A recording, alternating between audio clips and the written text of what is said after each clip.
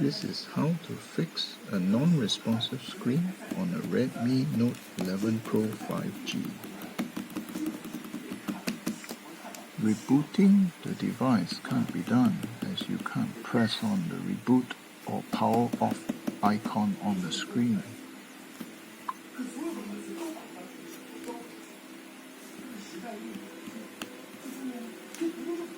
Don't worry, here's a simple fix.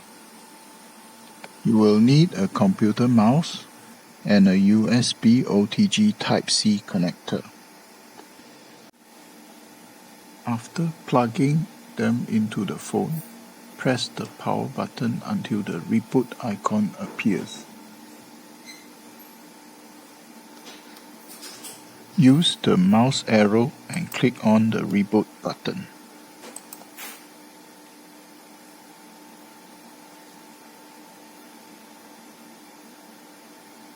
Let the phone reboot by itself and the problem will be fixed.